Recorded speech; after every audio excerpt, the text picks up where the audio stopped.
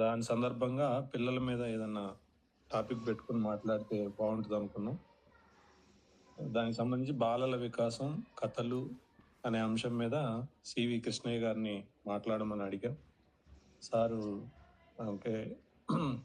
ఆరోగ్య సమస్యలు ఉన్నప్పటికీ మనం అడగగానే ఒప్పుకొని దీని మీద మాట్లాడటానికి వచ్చి ఉన్నారు. వారికి ప్రత్యేక ధన్యవాదాలు. సారు జన విజ్ఞాన వేదిక నాయకులుగా ఉన్నారు. అదేవిధంగా ప్రధానంగా ప్రభుత్వ ఉపాధ్యాయులుగా పనిచేశారు. సారు హై స్కూల్ టీచర్‌గా ఉండి ప్రైమరీ పిల్లలు ఈ నేర్చుకునే పద్ధతుల మీద పరిశోధనలు చేశారు. అక్షరాల పద్ధతి కంటే పద పద్ధతిలో పిల్లలు త్వరగా నేర్చుకుంటారనే విషయం మీద సార్ పుస్తకాలు కూడా రాశారు. మన జన విజ్ఞాన వేదిక పిల్లల పుస్తకాలు తీసుకురావడంలో సారు విశేషమైన కృషి ఉంది. గత 3 దశాబ్దాలుగా పిల్లలకి ఏ గ్రేడ్‌లో అంటే వివిధ గ్రేడ్‌లు వాళ్ళ వయసుల వారీగా కథలు వాళ్ళు ఎలా నేర్చుకుంటారు, ఇటువంటి అంశాల మీద అనేక పరిశోధనలు చేసి మన జన విజ్ఞాన వేదిక వెన్నుదన్నుగా ఉన్నారు.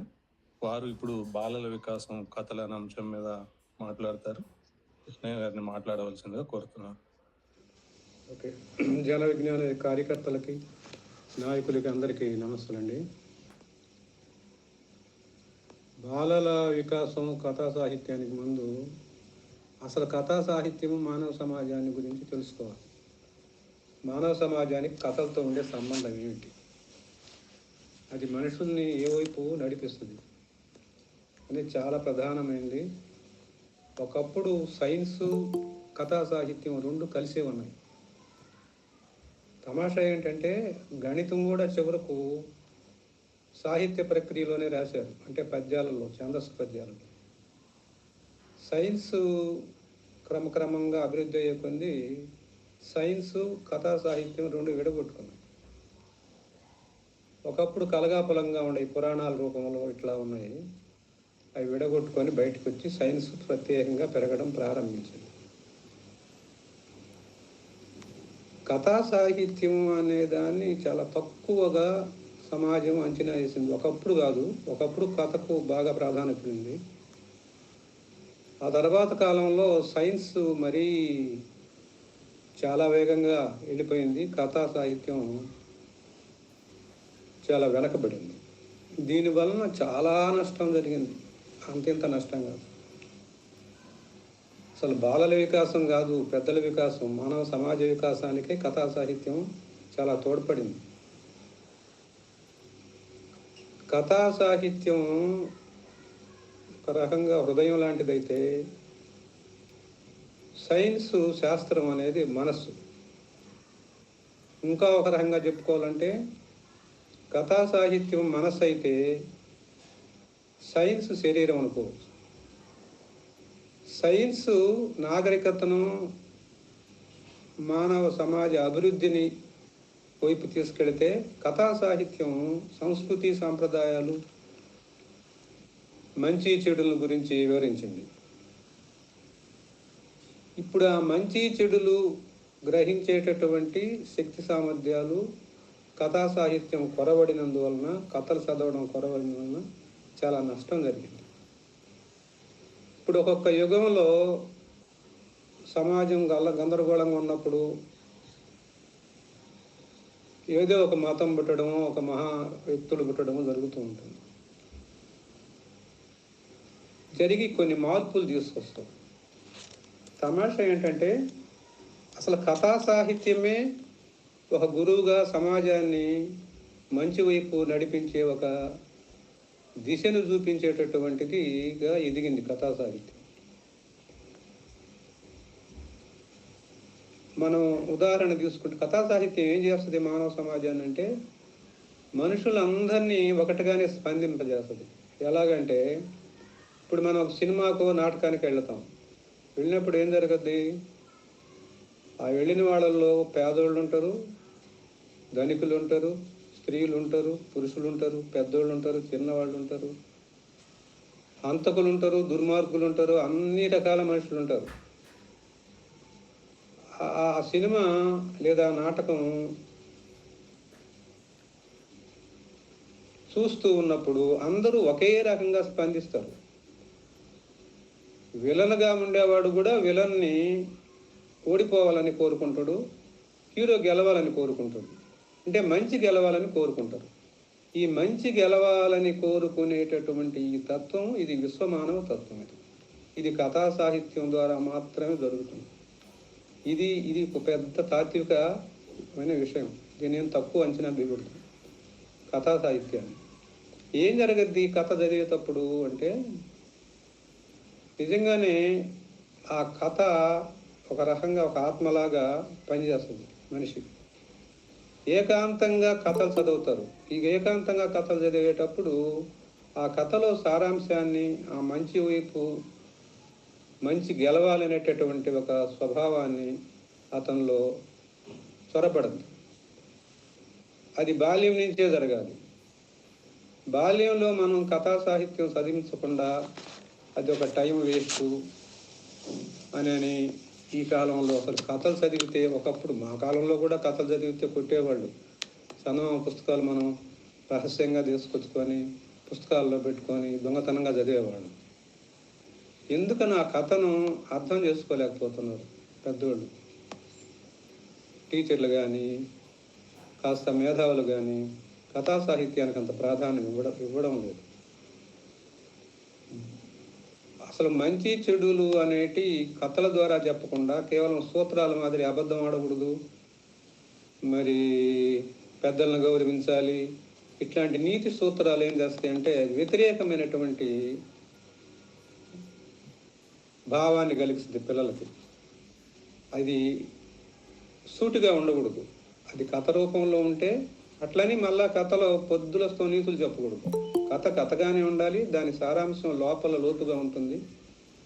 అలా పిల్లలు దాన్ని ఏకాంతంగా చదివేటప్పుడు ఆ మంచి చెడుల గురించి అర్థం చేసుకుంటారు.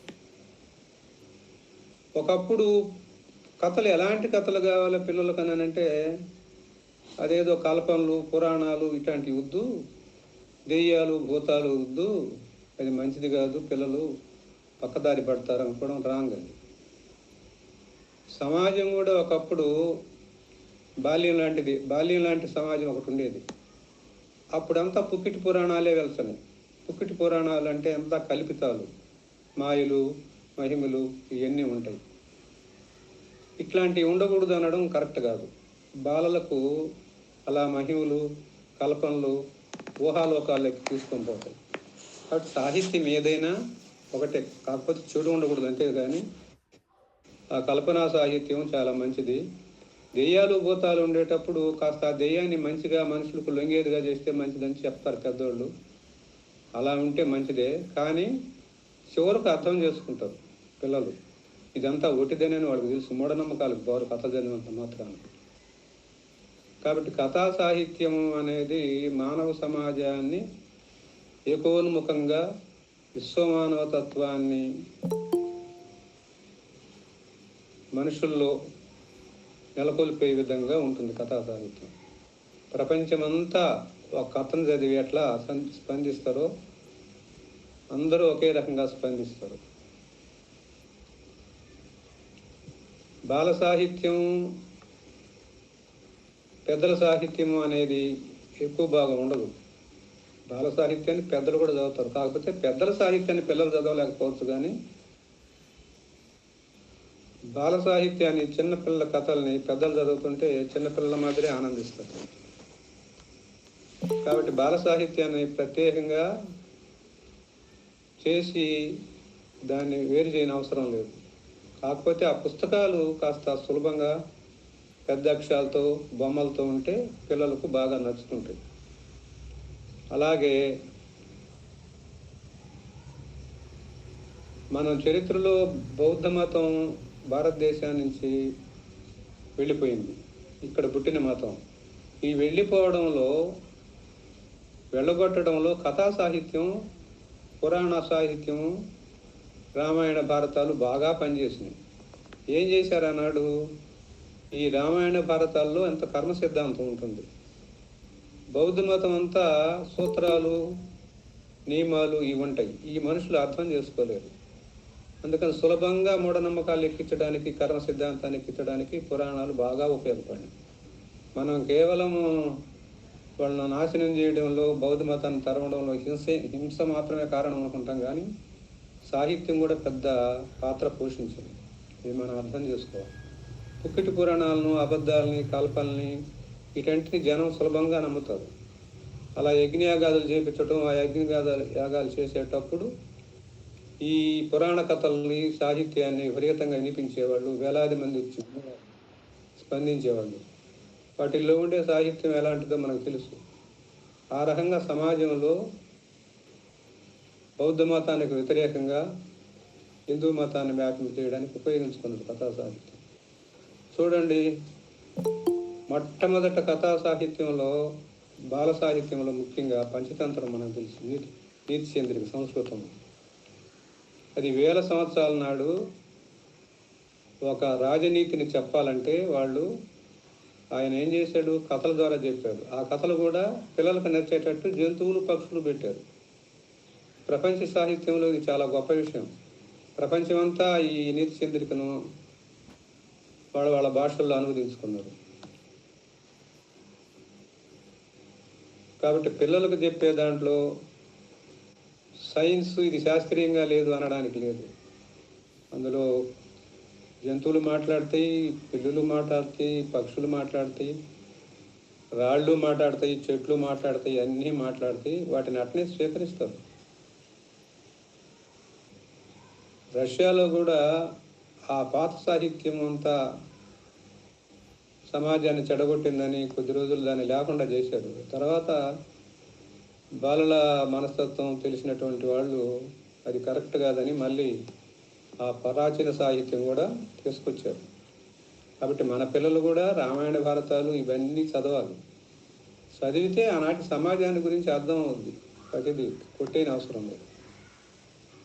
అన్ని మతాల గురించి కూడా తెలుసుకోవాలి. చూడండి, ఒక తమాషా నాకు ఆశ్చర్యం కల్పించే విషయం, ఒక అనుభవం చెప్తాను. నేను ఒక స్కూల్లో పనిచేస్తుంటే ఆ స్కూల్లో ఒక గది ఖాళీగా ఉంది. గ్రంథాలయం ఒకటి ఉంది పేరుకు. అవి పెట్టిలో పెట్టి పుస్తకాలు బిగించేస్తున్నారు. నేను హెడ్ మాస్టర్ని పర్మిషన్ అడిగి ఆ రూమ్ తీసుకొని ఈ పుస్తకాలన్నీ తీసుకుపోయి ఆ రూమ్లో పెట్టి కొన్ని షెల్ఫ్లు తీసుకొచ్చి, ఇంకా పంచాయతీలు లేకపోతే ఈ పబ్లికేషన్స్ వాళ్ళని అడిగి కొన్ని బుక్స్ ఇంచుమించు ఒక 1500 పుస్తకాలు సేకరించి పెట్టి పిల్లలు ఎలా చదువుతున్నారు. నేను ఇవ్వలేక ఒక మనిషిని ఒక 2 గంటలు పెట్టుకున్నాను, ఒక 1000 రూపాయలు ఇచ్చి, హెడ్ మాస్టర్ పర్మిషన్ తీసుకుని. రోజుకు 70 మంది పిల్లలు పుస్తకాలు తీసుకునేవాళ్ళు. 2వ రోజు, 3వ రోజు, 4వ రోజు తప్పనిసరిగా వాటిని తీసుకొచ్చి ఇచ్చేవాళ్ళు. నేను 3 నెలల తర్వాత ఎవరు ఏ పుస్తకాలు తీసుకున్నారు, ఏ పుస్తకాలు ఇష్టపడుతున్నాయి అని చెప్పని ఒక అనాలిసిస్ చేస్తే తమాషా ఏంటంటే, రామాయణ, భారతాలు ముస్లింల ఆడపిల్లలు తీసుకుపోయారు. ఆడపిల్లలు, అందులో ముస్లిం ఆడపిల్లలు. హిందువులు ఒక్కరు కూడా తీసుకోవాలి. అందరూ తమాషా అయిన కథలు, మ్యాజిక్, జోక్స్ ఇలాంటి బుక్స్ ఎక్కువ తీసుకున్నారు. అది చిన్న పుస్తకాలుగా ఉండేటి, పెద్ద అక్షరాలు ఉండేటి ఎక్కువ తీసుకున్నారు. మ్యాజిక్ బుక్స్ ఎక్కువ తీసుకున్నారు. ఆ మ్యాజిక్ పుస్తకంలో ఉండే పేజీలు దించుకున్నారు తప్పితే పుస్తకాలన్నీ ఒక్కటి కూడా పోకుండా అన్ని పుస్తకాలు 1 సంవత్సరం రోజులైనా అట్నే ఉండిపోయింది. అంటే పిల్లల మీద మనం చదవరు, తీసుకోరు, చించేస్తారు, మర్చిపోయేస్తారు, ఇలా మనం చాలా నిందలేస్తాం. ఒక సంస్కృతి అలవాటు చేసినట్లయితే పిల్లలు పుస్తకాలు తీసుకుంటారు, చదువుతారు, ఇస్తారు. ఇక్కడ ఈ ముస్లిం పిల్లలు ఎందుకు రామాయణ, భారతాలు తీసుకున్నారు అని నేను వాళ్ళని అడిగాను. ఆ కథలు మాకు తెలియదు కదా సార్, తెలుసుకోవాలనుకున్నాం అనడంతో పాటు వాళ్ళు ప్రతిరోజు అరబిక్ భాష నేర్చుకుంటారండి, ప్రతిరోజు సాయంకాలం. అంటే ఏదో ఒక రకంగా కూర్చొని చదవడం, నేర్చుకోవడం అనేటటువంటిది, అన్ని పుస్తకాలు చదవాలనే కుతూహలాన్ని కలిగించింది చూడండి. కాబట్టి ఆ పిల్లలకి ఆ చదివే అలవాటు ప్రారంభ దశలో కనుక ఉంటే ఆ పుస్తకాల మీద ఇష్టం కలగజేస్తే ఇక వాళ్ళ చదువుల్లో డోకా లేదు, వాళ్ళు మంచి మనుషులుగా ఎదగడంలో కూడా డోకా లేదు, తప్పనిసరిగా ఎదుగుతారు. ఎందుకనంటే అనేక రకాలైనటువంటి మనుషులను తెలుసుకుంటారు, వాళ్ళ స్వభావాలను అర్థం చేసుకుంటారు, ఏది మంచి ఏది చెడు అని అర్థం చేసుకుంటారు, సర్దుకొని పోవడము.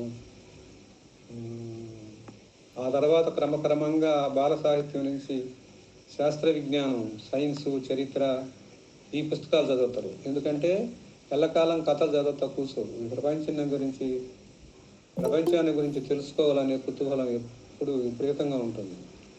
అలా చదివిన తర్వాత పుస్తకం చూస్తే ఈ పుస్తకంలో ఏదో నేను చదవాల్సినది, తెలుసుకోవాల్సినది ఉంది అని అనుకుంటారు. కాబట్టి బాలల వికాసానికి కథా సాహిత్యం కేవలం బాలల వికాసం కాదు, సామాజిక వికాసానికి కూడా తోడ్పడుతుంది. కాబట్టి సైన్సు సరైన మార్గంలో నడవాలంటే, ప్రజలకు ఉపయోగపడేటట్టుగా చేయాలంటే కథా సాహిత్యం తోడ్పాటు చాలా అవసరం. సైన్స్ను కూడా బాగా ఎక్కించాలంటే కథల రూపంలో ఎక్కించవచ్చు పిల్లలకు. కేవలం పొడి వ్యాసాల రూపంలో కంటే కూడా కొన్ని విషయాలు కథలు. అంటే సైంటిస్టులు జీవిత చరిత్రలు, వాళ్ళు ఎన్ని ఇబ్బందులు పడ్డారో ఒక విషయం కనుక్కోవడానికి, అలా జీవిత చరిత్రలు కూడా చాలా ప్రభావితం చేస్తాయి. శాస్త్రజ్ఞుల జీవిత చరిత్ర, వాళ్ళు ఎన్నెన్ని కష్టాలు పడ్డారు సమాజం మూఢనమ్మకాల నుంచి, సాంప్రదాయాల పేరుతో మార్పుకు అడ్డం పడి ఒక సత్యం వెలుగెత్తి చెబుతున్నా దాన్ని ఒప్పుకోకుండా శాస్త్రజ్ఞులను చంపేదాకా కూడా, చచ్చిపోయినా కానీ వాళ్ళు నిజాయితీగానే సత్యం మీద నిలబడడం, ఇవన్నీ తెలుసుకుంటారు పిల్లలు. మానవ సమాజం ఇంత మూఢంగా ఉంటుందా, ఇంత దుర్మార్గంగా ఉంటుందా అనేది కూడా అర్థం చేసుకుంటారు. అలాగే చదవంగా ఏమవుతుందనంటే ఈ రాసే శక్తి బాగా అలవడుతుంది. ఎందుకనంటే పుస్తకాల భాషకు మనం మాట్లాడే భాషకు తేడా ఉంటుంది. ఈ తేడా తెలుసుకుంటారు. క్రమక్రమంగా వాక్య నిర్మాణం అది కూడా అర్థమయ్యి రాయడం సులభం అవుతుంది. కాబట్టి భాషా సాహిత్యాలు మనిషిని కాస్త మంచి వైపు నడిపించే విధంగా ఉంటుంది. వినోదం, అది ఒక వినోదం కూడా, ఆనందిస్తారు. ఒకవేళ అది విషాద కావ్యమైనా కానీ దుఃఖిస్తూ ఆనందిస్తారు. తమాషా అది ఎటువంటిదైనా సరే, బాధ కలిగేదైనా సరే కథనంగానే మనుషులు ఇష్టపడతారు. 10 పుస్తకాలు అక్కడేసి సైన్సు, చరిత్ర, కథల పుస్తకాలు అక్కడేస్తే కథల పుస్తకాలే తీసుకుంటారు. ఎందుకంటే ఆ కథ అనేది ఒక అర్థం లాంటిది. అందులో ప్రపంచంలో ఉండే మానవ సమాజాన్ని కాదు, తనను కూడా చూసుకుంటాడు. తను ఎవరితో పోలికొంది, తనకు ఏ పాత్రతో పోలికొంది, ఇలా అనేకమైనటువంటి విషయాలు కథల ద్వారా తెలుసుకుంటారు. కానీ మనవాళ్ళు ఏంటంటే కథల్లో ఏముంది అనుకుంటారు. కథల్లో సర్వం, కథల్లో లేనిదేమీ లేదు. కథలు చదివితే అసలు సమాజాన్ని ఎట్లా అర్థం చేసుకుంటారు, మంచి చెడులు ఎట్లా అర్థం చేసుకుంటారు. కాబట్టి బాలల వికాసము కథా సాహిత్యంతోనే అది ప్రారంభమవుతుంది. మానవ సమాజం పైకి, అంటే ఈ పిల్లలు పౌరులుగా పెద్దవాళ్ళు అయిన తర్వాత మంచి మనుషులుగా ఎదుగుతారు. ఓకేనండి. ఇంక మీరు ఏదన్నా అడిగితే క్వశ్చన్స్, లేదా మన కేదార్ గారు చెప్తారు ఏదన్నా. హలో సార్, కేదార్ గారు మీరు మాట్లాడండి సార్.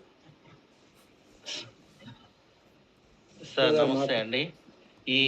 ముందుగా ఈ గూగుల్ మీట్ సార్ వినిపిస్తా ఉందా? వినిపిస్తుంది సార్, వినిపిస్తుంది. హలో, వినిపిస్తుంది. ఇబ్బంది ఏం లేదు. ముందుగా ఈ ఓకే సార్.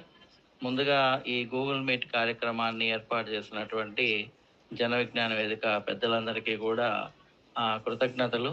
అలాగే ఖచ్చితంగా నువ్వు ఈ కార్యక్రమానికి రావాలి అని చెప్పి నన్ను ఆహ్వానించినటువంటి సివి కృష్ణయ్య గారు, మా గురువు గారు, వారికి కూడా కృతజ్ఞతలు తెలియజేస్తున్నాను.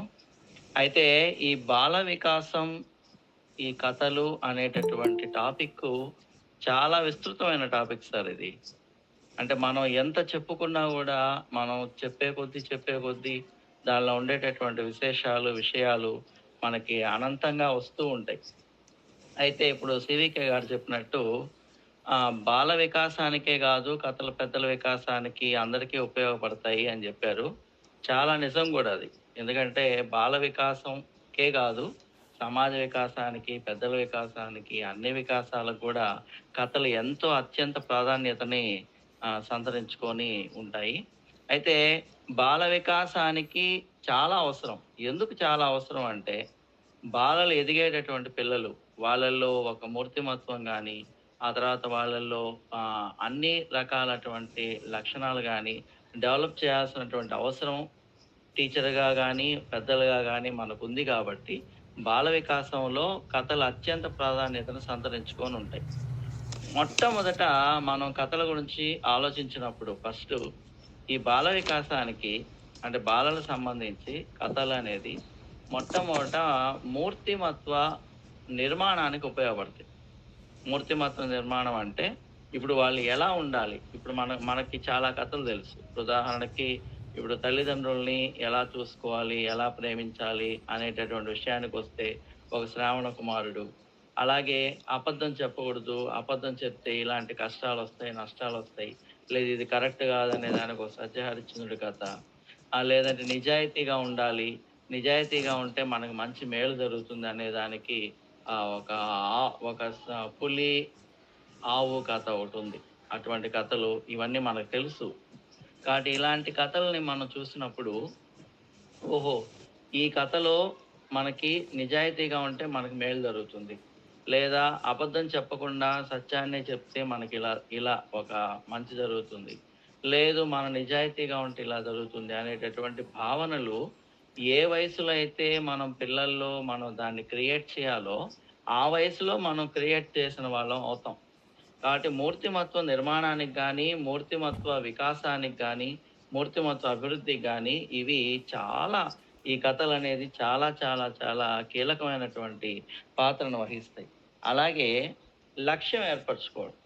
ఇప్పుడు మనం ఒక పిల్లవాడిని మనం ఒక మంచి రచయిత చేయాలి అనంటే, ఇప్పుడు కొంతమంది రచయితల గురించి చెప్తాం. లేదు ఒక పిల్లవాడిని సైంటిస్ట్ చేయాలి అనంటే, ఆ పిల్లవాడికి ఒక ఐన్‌స్టీన్ గురించో, ఒక న్యూటన్ గురించో చెప్తాం. లేదు ఆ పిల్లవాడినే మనం కలెక్టర్ చేయాలి అని అనుకుంటే, ఆ కలెక్టర్ కార్యాలయానికి సంబంధించినటువంటి అంశాలు, లేదా కలెక్టర్ అయితే మనం ఎలా చేయొచ్చు, ఒక జిల్లాని ఎలా నడిపించొచ్చు అనేటటువంటి అంశాలు చెప్తాం. లేదు రాజకీయంగా ఒక ముఖ్యమంత్రిగానో, ఒక ప్రధానమంత్రిగానో చేయాలి అని అనుకుంటే, రాజకీయంగా ఉన్నప్పుడు ప్రధానమంత్రి అయితే మనం ఎన్ని పనులు చేయొచ్చు, పేదల అభివృద్ధికి, సంక్షేమానికి మనం ఎన్ని రకాల ప్రయత్నాలు చేయొచ్చు అనేటివి చెప్తాం. సో, ఈ లక్ష్యం ఏర్పరచుకోవడానికి పిల్లలకి ఈ కథలనేటివి చాలా చాలా మనం ఇంతకుముందు కూడా చాలా కథలు విన్నాం. ఇప్పుడు శివాజీ విషయాన్ని తీసుకుంటే జిజీబాయి శివాజీకి చాలా చాలా కథలు చెప్పింది. ఆ కథల్లో ఆమె ఒక వీరత్వాన్ని నూరిపోసింది. తద్వారా శివాజీ ఒక వీరుడిగా తయారయ్యాడని చెప్తే ఎంత నిజం అది?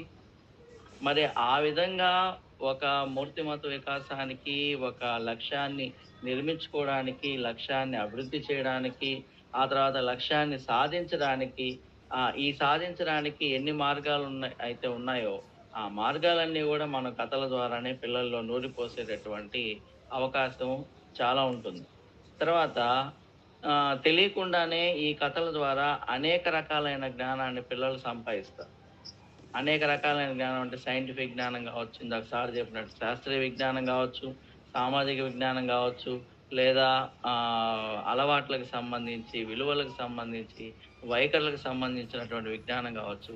ఏ విజ్ఞానాన్నైనా కూడా మనం కథల ద్వారా పిల్లల్లో డెవలప్ చేసేటటువంటి అవకాశం ఉంది. మనం ఏదైనా ఒక అంశం గురించి చర్చించాలి అనంటే, ఫస్టు ఎందుకు చర్చిస్తున్నాం అనేది మనం మొట్టమొదట మనం మాట్లాడతాం దాని గురించి. సో, ఇప్పుడు మనం కథలు పిల్లలకి ఆ బాల వికాసం కోసం మనం ఎందుకు చెప్తున్నాం అనే దాన్ని ఆలోచించినప్పుడు మనకు మూర్తిమత్వ వికాసం, మూర్తిమత్వ నిర్మాణం, అలాగే లక్ష్యాన్ని ఏర్పరచుకోవడం, లక్ష్యాన్ని సాధించుకోవడం, జ్ఞానాభివృద్ధి, నిజాయితీ, నైతిక విలువలు ఇవన్నీ కూడా మనం పిల్లల్లో పర్ఫెక్ట్‌గా, సమగ్రంగా, సంపూర్ణంగా మనం సాధించాలి అనంటే ఖచ్చితంగా మనం వాళ్ళకి కథల మీద దృష్టి పెట్టడం, కథల ద్వారా మనం సాధించడం అనేది ఒక మంచి పద్ధతి. తర్వాత నెక్స్ట్ అంశం, ఒక కథని మనం పిల్లల్లో ఈ కథలు రాసేటటువంటి సామర్థ్యాన్ని కానీ, దీని ద్వారా మనం ఏవైతే అనుకున్నామో అవన్నీ సాధించాలి అనే దాన్ని మనం ఎలా డెవలప్ చేస్తాం, ఈ అంశం గురించి ముందు మాట్లాడదాం. ఫస్ట్ మనం భాషా నైపుణ్యాలను కానీ తీసుకుంటే, భాషా నైపుణ్యాలు మొట్టమొదట మనం చెప్పుకునేది వినడం. ఈ వినడం దగ్గరకు వచ్చేసరికి మొట్టమొదట మనం పిల్లలు వాళ్ళ అమ్మమ్మల ద్వారా కానీ, లేదా వాళ్ళ నానమ్మల నుంచి కానీ, తాతయ్యల నుంచి కానీ, లేదా వాళ్ళ అమ్మా నాన్న గురించి కానీ, వాళ్ళు దాదాపుగా ఇంట్లో కొద్దో గొప్ప కథలు వినేసే వచ్చుంటారు. అయితే వాళ్ళు విన్న కథలు ఒక సమగ్రమైన పద్ధతిలో ఉన్నా లేకున్నా, ఒక టీచర్గా మనం కథలని వాళ్ళకి వినిపించడం అనేది ఒక బాధ్యత. ప్రొఫెసర్ కృష్ణకుమార్ గారు అంటారు, 30 కథల్ని ఎవరైతే తడువుకోకుండా చెప్పగలరో వాళ్ళకి మాత్రమే టీచర్ అయ్యే అర్హత ఉంది అని. అది ఎప్పుడో నేను దాదాపు చదువు విజ్ఞాన పత్రికలో విన్నా ఆ మాట. కానీ నిజంగా ఎంత నిజం అది? ఎందుకంటే 30 కథలను తడువుకోకుండా చెప్పగలిగేటటువంటి టీచర్లు ఈ రోజైతే ఉన్నారో లేదో కూడా మనం చెప్పలేం. ఎందుకంటే కథల మీద ఉన్నటువంటి ఆసక్తి, కథల మీద ఉన్నటువంటి ఆ నైపుణ్యం ఇప్పుడు దాదాపు కనుమరుగైపోతా ఉంది. సో అటువంటి పరిస్థితుల్లో మళ్ళీ మనం ఒకసారి పాత రోజుల్లో కనుక గుర్తు తెచ్చుకుంటే, ఆయన చెప్పినటువంటి మాటని మళ్ళీ మనం స్మరించుకోక తప్పదు. ఈ విధంగా ఈ 30 కథలని అని అన్నారు సారు. బట్ 30 కథలు కాదు, దాదాపు ఒక 300 కథల దాకన్నా మనం ఒక టీచర్గా, లేదా ఒక తండ్రిగా, లేదా ఒక పిల్లల సంక్షేమాన్ని కోరుకునే ఒక పెద్దగా మనం అన్ని కథలు కనుక తెలుసుకొని ఉంటే, మనం ఆ కథల ద్వారా మనం పిల్లల్లో కథలకు సంబంధించిన సామర్థ్యాన్ని డెవలప్ చేయొచ్చు. ముందు శ్రవణం అయిపోయింది, వినడం. రెండవది మాట్లాడడం దగ్గరకు వచ్చేసరికి, ఇప్పుడు మనం ఎన్ని కథలైతే మనం చెప్పడం అలవాటు చేస్తామో, లేదు పిల్లలు ఎన్ని కథలైతే వినగలరో, ఆ వినేటటువంటి సందర్భం నుంచి వాళ్ళు మ్యాక్సిమం అనుకరణ ద్వారా వాళ్ళు కథలు చెప్పడం కూడా ప్రారంభిస్తారు. అంటే ఏమైంది, ఇప్పుడు వినడం తర్వాత వచ్చే సామర్థ్యం మాట్లాడడం. సో ఈ మాట్లాడడం అనే సామర్థ్యం కూడా పిల్లల్లో డెవలప్ అవుతూ ఉంది. నెక్స్ట్, ఎందుకంటే మనం ఎన్ని ఎక్కువ కథలు పిల్లలకు వినిపించగలిగితే వాళ్ళల్లో ఉండే భాషా సామర్థ్యం కూడా అంత ఎక్కువగా వాళ్ళకి అది డెవలప్ అవుతుంది. ఈ రెండు కనుక పర్ఫెక్ట్గా డెవలప్ అయ్యాయంటే, శ్రవణం కానీ భాషణం కానీ, ఆ తర్వాత చదివే దగ్గరికి వాళ్ళే ఆటోమేటిక్గా వస్తారు. సార్ మాకు కథ ఇవ్వండి, కథల పుస్తకాలు ఇవ్వండి. ఇందాక సివికే గారు చెప్పారు, రోజుకి ఒక 70 మంది దాకా పుస్తకాలు తీసుకున్నారంట. 70 మంది కాదు, ఇప్పుడు ఆ స్కూల్లో 1000 మంది ఉంటే 1000 మందిలో కనీసం 75% తీసుకుంటారు. అయితే ఇప్పుడు ఒక చిన్న, అంటే దాని గురించి మనం చెప్పుకోవాల్సిన అవసరం లేదు, బట్ అదొక ఇబ్బందిగా ఉంది కాబట్టి మనం ఇప్పుడు చెప్పాల్సిన అవసరం ఉంది. ఎందుకంటే కథలు చదివేటటువంటి అవసరం ఇప్పుడు తగ్గిపోయింది. ఎందుకంటే అంతా వీడియోలు వచ్చేసాయి. ఆ తర్వాత ఆన్లైన్లో వాళ్ళు ఒక సెల్ ఫోన్ తీసుకుంటే వాళ్ళకి కావాల్సిన యూట్యూబ్లో వీడియోలు తీసుకుంటున్నారు, చదువుకుంటున్నారు. వాళ్ళు దాంట్లో అంటే కథా రూపంలో ఉండేటటువంటి ఫాము పూర్తిగా వీడియో రూపంలోకి మారిపోయింది. వీడియో రూపంలోకి మారిన తర్వాత వాళ్ళు అసలు కథను చదవాల్సిన అవసరం లే, ఆ కథ స్క్రిప్ట్ లాగా వస్తుంటే వెనకల వచనం వస్తూ ఉంటుంది. సో ఈ రకంగా ఉన్నప్పుడు చదవాల్సిన అవసరం లేదు. సో ఇలాంటి వాటికి మనం పిల్లల్ని కొంచెం దూరంగా ఉంచి, ఒకవేళ మనం వీడియో ద్వారా కథని మనం చదివించాలి అని అనుకున్నా కూడా వెనకల బ్యాక్గ్రౌండ్ స్పీచ్ ఏదైతే లేకుండా ఉంటుందో అలాంటి కథలను చదివించడం. ఆ తర్వాత గ్రేడెడ్ కథలు అంటాం. ఇవి ముఖ్యంగా కూడా గ్రేడెడ్ కథలు అనేది పిల్లల్ని చదివించడంలో, చదవడం నేర్పడంలో, చదవడం అనే సామర్థ్యం పెంపొందించడంలో ఈ గ్రేడెడ్ కథలు అత్యంత ప్రాధాన్యతని తీసుకుంటాయి. అంటే ఇప్పుడు గ్రేడెడ్ కథలు అంటే మనం చెప్పుకోవాల్సినటువంటి నిర్వచనం, ఇప్పుడు గుణింతాలు అనుకోండి, గుణింతాల కన్నా ముందు సరళ పదాలు నేర్చుకుంటారు పిల్లలు. సరళ పదాలు అన్నప్పుడు ఈ సరళ పదాలకు సంబంధించి మనం ఏదన్నా చదివించగలమా?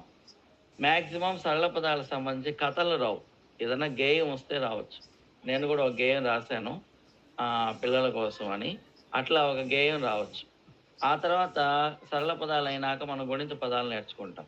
గుణింత పదాలకు మాత్రమే సంబంధించి ఏదైనా కథలు రాయగలమా? అట్లా ఈ విధంగా సరళ పదాలకు సంబంధించి ఒక కొన్ని గేయాలు, తర్వాత గుణింత పదాలకు సంబంధించి కొన్ని కథలు. అంటే ఆ కథల్లో కేవలం గుణింతాల వరకే వస్తాయి. ఆ తర్వాత ద్విత్వాలకు సంబంధించి కొన్ని కథలు, అలాగే సంయుక్తాలకు సంబంధించి కొన్ని కథలు. ఈ విధంగా మనం డి డివైడ్ గనక చేయగలిగితే కథల్ని, దాన్ని మనం గ్రేడెడ్ కథలు అంటాం. ఈ గ్రేడెడ్ కథలు పిల్లలు నేర్చుకునేటటువంటి క్రమంలో భాషని ఎప్పుడైతే వాళ్ళు నేర్చుకుంటున్నారో, ఇప్పుడు సరళ పదాలు నేర్చేసుకున్న తర్వాత సరళ పదాలకు సంబంధించినటువంటి కొన్ని ఎక్సర్సైజులు, కొన్ని కథలు ఇస్తే ఆటోమేటిక్‌గా వాళ్ళు నేర్చుకున్నటువంటి అక్షరాలు గానీ, పదాలు గానీ అవి బాగా ఎక్సర్సైజ్ అవుతాయి. అలాగే గుణింతాలకు సంబంధించినటువంటి పాఠాలన్నీ జెప్పేసాం. చెప్పేసిన తర్వాత గుణింతాలకు సంబంధించిన కథలు ఎక్కడైనా ఉంటే వాటిని కూడా మనం పిల్లల చేత చదివిస్తే డెఫినెట్‌గా వాళ్ళ కథల పట్ల ఆసక్తిని కలిగి ఉంటారు. ఇక్కడ ఏందంటే మనం గుర్తుపెట్టుకోవాల్సినటువంటి అంశం, పిల్లలు ఏదైనా ఒక ప్రయత్నం చేశారు అంటే ఆ ప్రయత్నంలో మాక్సిమం వాళ్ళు సక్సెస్‌ను పొందే విధంగా మనం ఒక ప్రయత్నం చేయగలిగితే డెఫినెట్‌గా వాళ్ళు దానికి అలవాటు పడతారు. ఇది ఒక అంటే పిల్లల బలహీనతని మనం ఇలా డెవలప్ చేయడం అన్నమాట. అంటే వాళ్ళకి అదుంది అంటే వాళ్ళేదైనా ఒక పని జేస్తున్నారు అనంటే, ఆ పనిలో వాళ్ళు విఫలమయ్యారంటే దాని జోలికెళ్ళరింక. ఒక పని చేస్తున్నారు, దాంట్లో సక్సెస్ అయ్యారంటే దానికి అలవాటు పడిపోతారు. అది వాళ్ళ బలహీనత. కాబట్టి ఒక టీచర్‌గా గానీ, ఒక పెద్దలుగా గానీ మనం దీన్ని ఉపయోగించుకోవాలి. కాబట్టి గుణింతాలు నేర్చుకుంటున్న క్రమంలో గుణింతాలకు సంబంధించిన కథలు గనక ఇచ్చి, చదువు నాయనా అన్నప్పుడు వాళ్ళు చదివితే వాళ్ళకు లభించేటటువంటి ఆనందం అంతా ఇంతా గాదు. ఎందుకంటే మనం ఇంత బాగా చదవగలమా?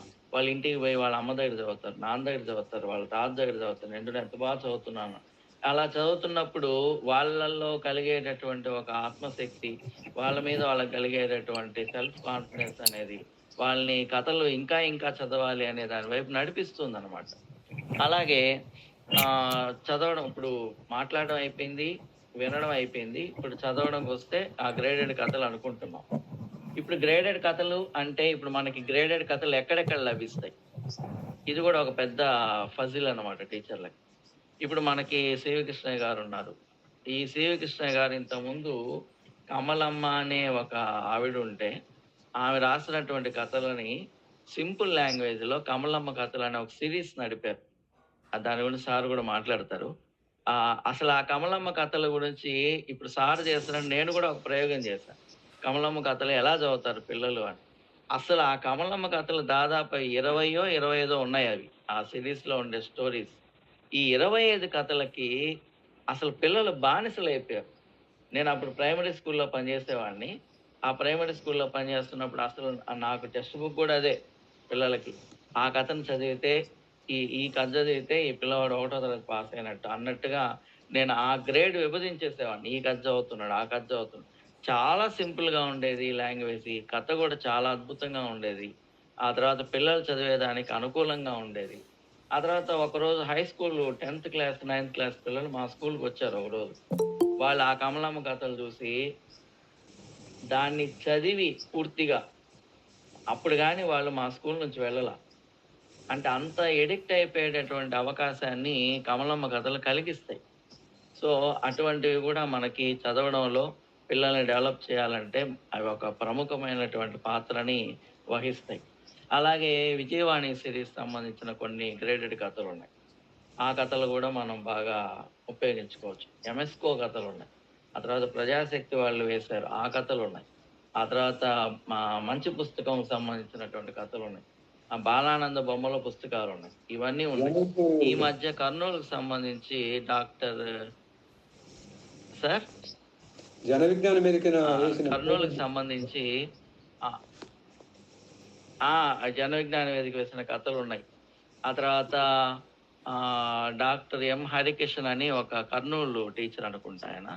ఆయన గూడా ఇప్పుడు 100 రోజులు 100 కథలు అనే ఒక సీరీస్ నడుపుతున్నారు. ఆయన గూడా గ్రేడెడ్ కథలు రాస్తున్నాడు ఈ మధ్య. నేను ఆ గ్రూప్‌లో గూడా ఉన్నాను.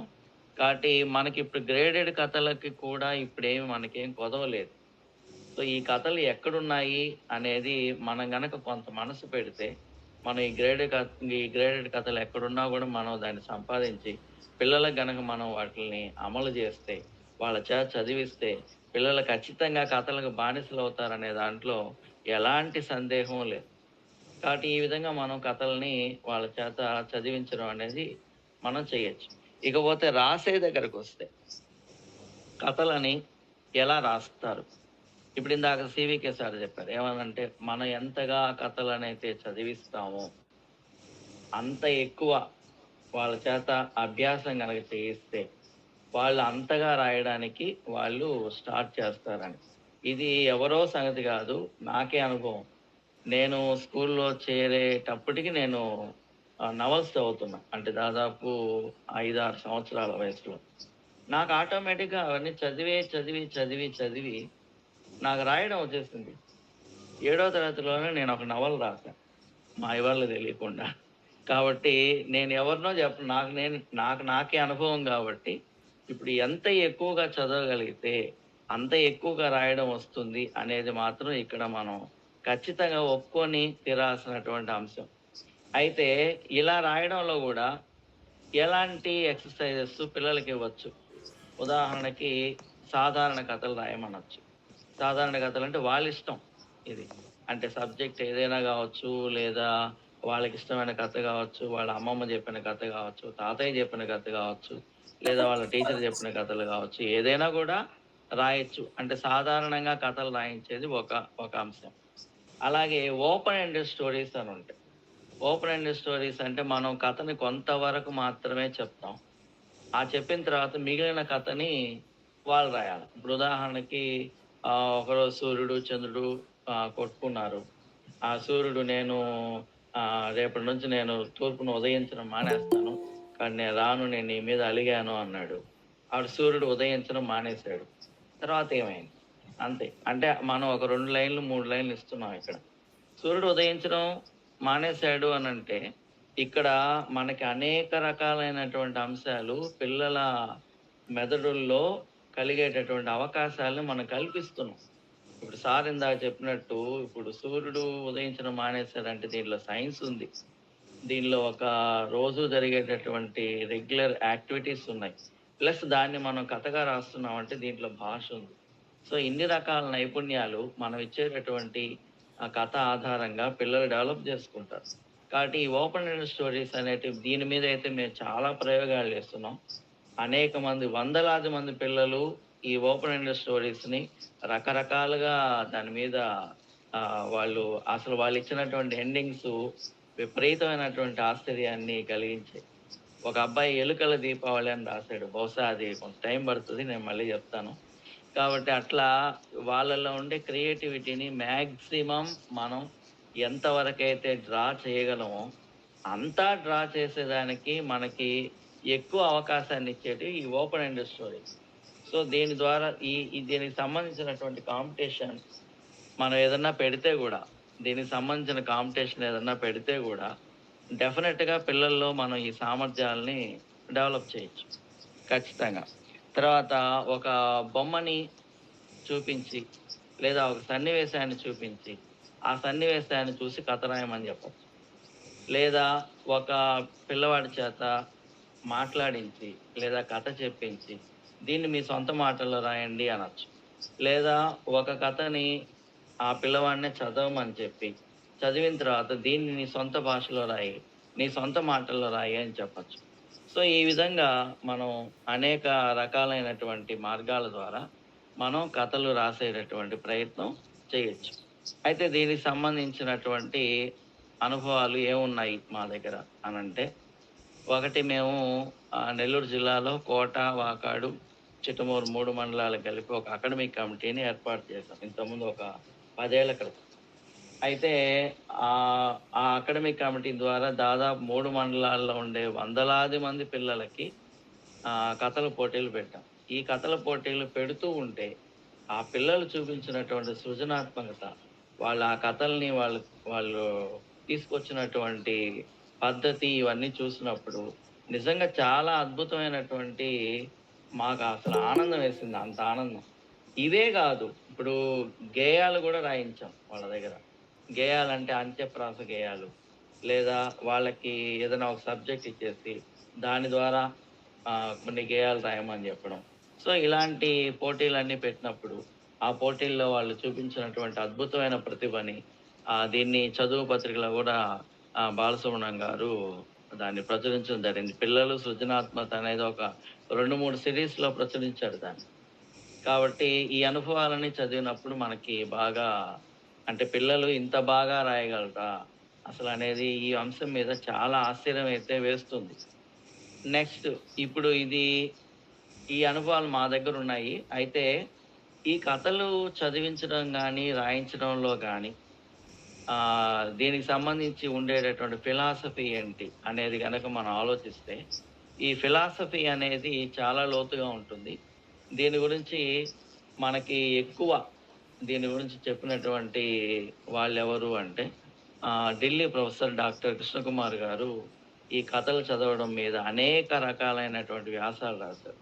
ఆ వ్యాసాలన్నీ గూడా మనం ఒకసారి చూసుకుంటే, పిల్లలకి నిజంగా కథలు చదవడం ఇంత అవసరమా అని ఖచ్చితంగా అనిపిస్తుంది మనకి. ఎందుకంటే ఆయన చెప్తారు కథలు చదివేటప్పుడు వాళ్ళు నెక్స్ట్ రాబోయేటటువంటి పదం ఏంటి అనేది ఊహించుకొని, ఆ ఊహించుకొని చదవడంలోనే వాళ్ళు లాంగ్వేజ్ నేర్చుకుంటారు అనేది చెప్తారాయన. అసలు ఆయన ఎంతగా దాని మీద ప్రయోగాలు చేశారనేది తెలీదు గానీ, ఆయన రాసినటువంటి వ్యాసాలు మాత్రం ఖచ్చితంగా ప్రతి టీచర్‌ని కదిలిస్తాయి.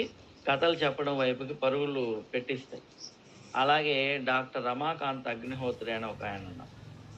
ఆ సార్ గురించి నాకైతే పెద్దగా తెలీదు. బట్ ఆయన వ్యాసాలైతే నేను చాలా చదివాను. సో, ఆయన రాసినటువంటి వ్యాసాల్లో గూడా పిల్లలకి, కథలకి ఉండేటటువంటి అవినాభావ సంబంధం ఏదైతే ఉందో దాని గురించి చాలా చక్కగా చెప్పారు. అలాగే ప్రొఫెసర్ కీర్తి జయరాం అని ఆవిడున్నారు. ఆ మేడం గారు గూడా ఈ కథల గురించి అనేక రకాలైనటువంటి పరిశోధనలు చేసి వారి అనుభవాలని రాసినప్పుడు అవన్నీ చదివితే మనం ఎంతో స్ట్రెంథెన్ అవుతాం. అసలు నిజంగా పిల్లలకి, కథలకి ఉన్నటువంటి సంబంధాన్ని ఖచ్చితంగా మనం తెలుసుకుంటాం. వీళ్ళందరికీ మన సివి కృష్ణయ్య గారు గూడా ఏం తీసిపోరు. బహుశా ఈరోజు ఆయనకి ఇప్పుడు ఆరోగ్య పరిస్థితి బాలేదు కాబట్టి కొంచెం వాటి మీద కాన్సంట్రేట్ చేయలేకపోతున్నారేమో గానీ, సారు గూడా పిల్లలకు సంబంధించి వాళ్ళ కథలు చదవడంలో గానీ, వాళ్ళు ప్రవర్తించడంలో గానీ ప్రతి అనుభవాన్ని, ఆ తర్వాత వాళ్ళ నుంచి వచ్చేటటువంటి ప్రతి స్పందనని ఆయన రికార్డ్ జేసి, ఆ రికార్డులన్నిటినీ ఒక పుస్తకంగా తయారు జేసి, ఆయన అనేక రకాలైన పుస్తకాలు రాశారు. ఆ పుస్తకాలన్నీ గూడా ఒక భగవద్గీతలాగో, లేదంటే ఒక రామాయణంలాగో అది టీచర్‌లకి ప్రతి టీచర్‌కి ఒక గ్రంథం అనమాట. సో, ఆ అనుభవాలన్నీ ఇప్పుడు నిప్పు కాలుతుందని తెలిస్తే, మళ్ళీ మనం పోయి నిప్పుని పట్టుకొని అదే కాలుతుంది అని అనుకోవాల్సిన అవసరం లేదు. సో, ఆయన పుస్తకాలు, తర్వాత గిజుబాయి గారి పుస్తకాలు గాని, జాన్ హాల్ట్ గారి పుస్తకాలు గాని, ఆ తర్వాత ఆహ్, అలాంటి పుస్తకాలు. ఏవైనా గూడా కావచ్చు. ఈ పుస్తకాలు చదివినప్పుడు ఇవన్నీ సిరీస్ ఉన్నాయి. గిజుబాయి గారి రచనలైతే సిరీస్ ఉన్నాయి. జాన్ హోల్ట్ గారి పుస్తకాలు గూడా సిరీస్ ఉన్నాయి. సో, ఇలాంటి పుస్తకాలు మనం చదివితే పిల్లలకి, కథలకి ఉన్నటువంటి సంబంధం, పిల్లల ప్రవర్తన, ఆ ప్రవర్తనని మనం ఎలా మార్చొచ్చు, ఆ ప్రవర్తనని మనం ఎలా మంచి వైపుకి మరల్చొచ్చు అనేటటువంటి విషయాలు గూడా మనకి దీని ద్వారా తెలుస్తాయి. సో, టోటల్‌గా ఈ కథల గురించి మనం విన్నప్పుడు, మొదట మనం కథల వల్ల ప్రయోజనాలేంటి అనేది చూసాం. ఆ తర్వాత కథల్ని ఎలా వినిపించాలి, ఎలా మాట్లాడించాలి, కథలు ఎలా చదివించాలి, కథలు ఎలా రాయించాలి అనే దాని గురించి మాట్లాడాం. తర్వాత కథలకు సంబంధించినటువంటి ఫిలాసఫీస్ ఏవేవి ఉన్నాయి అనే దాని మీద మాట్లాడాం. ఆ తర్వాత మాకున్నటువంటి అనుభవాలు ఏవేవి ఉన్నాయి అనే దాని మీద మాట్లాడాం. సో, సంక్షిప్తంగా మనం చెప్పుకోగలిగిందైతే కథల గురించి ఇది. అయితే ఒకే ఒక మాటలో చెప్తే కథల ద్వారా పిల్లల్లో ఏదైనా సాధించొచ్చు. వాళ్ళలో ఉండేటటువంటి ఏ ప్రవర్తనా మార్పునైనా మనం అత్యంత సులభంగా కథల ద్వారా సాధించొచ్చు అనేది జగమెరిగిన సత్యం. ఒక టీచర్‌గా కథల మీద ఎవరైనా ప్రయోగాలు చేస్తుంటే, ఆ ప్రయోగాలు చేసినటువంటి టీచర్లందరూ గూడా గుండె మీద చెయ్యేసుకొని, నేనిది సాధించానని ధైర్యంగా ఈరోజు కథల ద్వారా మాత్రమే చెప్పగలరు. అయితే ఇక్కడున్నటువంటి డిసడ్వాంటేజ్ నేనిందాక చెప్పాను. ఇప్పుడు కథలు చదవాల్సినటువంటి అవసరం తగ్గిపోతా ఉంది. ఈ ఒక్కదాన్ని మనం ఒక టీచర్‌గా కథలు చదివే అవసరాన్ని తగ్గించేటటువంటి ప్రతి పరిస్థితిని మనం గనక మినహాయించగలిగితే, పిల్లల్ని ఒక కథల వైపు మళ్ళించగలిగితే, ప్రతి స్కూల్లో గూడా లైబ్రరీ అనే దాన్ని ఒకదాన్ని డెవలప్ చేసి, అక్కడ కొన్ని కథల పుస్తకాలని మనం పెట్టి, ఆ కథల పుస్తకాలు తగిలించి, పిల్లలకు అందుబాటులో ఉంచి, మనం గనక సక్రమమైనటువంటి పద్ధతిలో పిల్లల్ని గనక మనం నడిపించగలిగితే, అద్భుతాలు జరుగుతాయనే దాంట్లో మాత్రం ఎలాంటి సందేహం లేదు. నాకు ఇలాంటి అసలు కథల గురించి మాట్లాడే అవకాశం ఇచ్చినటువంటి సందర్భాన్ని నేను చాలా ఆనందిస్తున్నాను. అందరికీ గూడా ధన్యవాదాలు. ఇంకెవరన్నా పెద్దలుంటే మాట్లాడాల్సిందిగా కోరుతున్నాను. Thank you sir. రాజేశ్వర్ గారు, జన విజ్ఞాన వేదిక రాష్ట్ర అధ్యక్షుడు రాజేశ్వర్ గారు, మీరు మాట్లాడతారేమన్నా?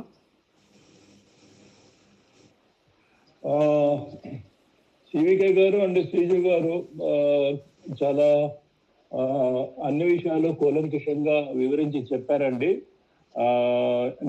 నిజానికి అసలు ప్రపంచమంతా బాలలు అంటే మన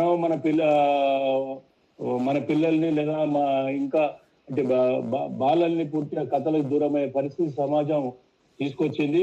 ఇప్పుడు ఉన్నటువంటి లేటెస్ట్ టెక్నాలజీ వల్ల పిల్లలకు అసలు ఏమి అందకుండా దొరకకుండా పోతుంది. దీన్ని మనము తిరిగి ఏ రకంగా కానీ పిల్లలకి సాధించి పెట్టాలనేటువంటి ఒక ఆలోచన మంచిది. అయితే ఇక్కడ మనం చూసుకోవాల్సిన అంశం ఏంటంటే, కథలు పిల్లలతో రాయించాలనే ప్రయోగాలు గతంలో జన విజ్ఞాన వేదిక చేసింది. పిల్లల కథల పేరుతోనే జిల్లాల వారీగా పుస్తకాలు కూడా ప్రింట్ చేసినటువంటి ఒక చరిత్ర జన విజ్ఞాన వేదిక ఉంది. పిల్లల్ని ఎంకరేజ్ చేయడం అనేది జన విజ్ఞాన వేదిక గతంలో చేసింది, ఇప్పుడు కూడా చేస్తుంది, భవిష్యత్తులో కూడా ఆ ఒరవడిని కొనసాగిస్తాం మేము. అయితే కథలు పిల్లలతో చదివింపజేసి, పిల్లలకి వినిపించేసి, పిల్లలతో చెప్పించి, పిల్లల్ని మూఢనమ్మకాల వైపు మరలకుండా, వాటికి లోను కాకుండా, వారిలో హేతుబద్ధతను లేదా సైంటిఫిక్ టెంపర్ను డెవలప్ చేసే విధంగా కథల్ని మలసాలి, కథలు ఉంటే బాగుంటుందనే విషయాన్ని కూడా ఈ బాలల కథా రచయిత దృష్టిలో పెట్టుకోవాల్సిన అవసరం చాలా ఉంది. ఎందుకంటే మన జన విజ్ఞాన వేదిక లాంటి సంస్థలు మనం శాపాలు, వరాలు లాంటి కథల్ని కూడా పిల్లల్ని ఇంజెక్ట్ చేసే పరిస్థితి రాకూడదు. అదేవిధంగా పిల్లలు ఈ మత భావనలు కూడా యాక్చువల్గా వాళ్ళు అసలు మొదటి నుంచి కూడా అందరం చెప్పేది ఏంటంటే, పిల్లలు మేజర్ అయ్యే వరకు తల్లిదండ్రుల మతాన్ని అనుసరిస్తున్నారు. అసలు ఏ మతాన్ని కూడా, ఏ మతం ప్రభావం కూడా పిల్లల మీద ఉండకూడదు. ఇండిపెండెంట్ గా సైంటిఫిక్ టెంపర్ డెవలప్ చేసుకుని ముందుకు సాగాలని కోరుతున్నటువంటి జన విజ్ఞాన సంస్థ వాళ్ళు ఇండిపెండెంట్ డెసిషన్ తీసుకునే విధంగా ఉండాలి. మనం కథలు చెప్పించే పద్ధతుల్లో కూడా వాటి వాసన, వాటి ప్రభావం లేకుండా చూస్తే బాగుంటుంది. ఓవరాల్ గా సైంటిఫిక్ టెంపర్ని ఇన్కల్కేట్ చేయాలి. పిల్లలు చిన్నప్పటి నుంచే ఈ హేతుబద్ధంగా ఆలోచించే విధంగా మనం ప్రమోట్ చేసే విధంగా ఉంటేనే బాగుంటుంది అనేది జన విజ్ఞాన వేదిక మొదటి నుంచి కూడా ఆలోచిస్తుంది. ఆ లైన్ లోనే మనము ఎంకరేజ్ చేయాలి, ఆ లైన్ లో ఆలోచిస్తే బాగుంటుంది అనేది నా వ్యక్తిగత అభిప్రాయం. అదేవిధంగా మా సంస్థ అభిప్రాయం కూడాను. మిత్రులు ఇది వరకు చెప్పినటువంటి first speaker and second speaker చాలా కూలంకషంగా చెప్పారు. అంటే చాలా ఆల్రెడీ ఆ రంగంలో అనుభవం సాధించిన వ్యక్తులు కాబట్టి పిల్లల్ని కథల ద్వారా ఏ రకంగా ప్రభావితం చేయొచ్చో, పిల్లల యొక్క మూర్తిమత్వాన్ని లేదా పర్సనాలిటీ ఏ రకంగా డెవలప్ చేయొచ్చో చాలా కూలంకషంగా వాళ్ళు వివరించారు. So on behalf of Jana Vignana వేదిక I thank both of them. Thank you very much. Over to Srinu. Hello మిత్రులారా, ఇంకా మీరెవరైనా యాడ్ చేసేయన్నా లేదా ఎవరికైనా ఏమైనా డౌట్స్ ఉన్నా నేను రెండు మాటలు చెప్తాను. మిత్రులు ఎవరైనా. హలో చెప్పండి సార్. ఇప్పుడు ఒక సమాజం బుక్స్ చదివే సమాజమే అభివృద్ధి అవుతుంది.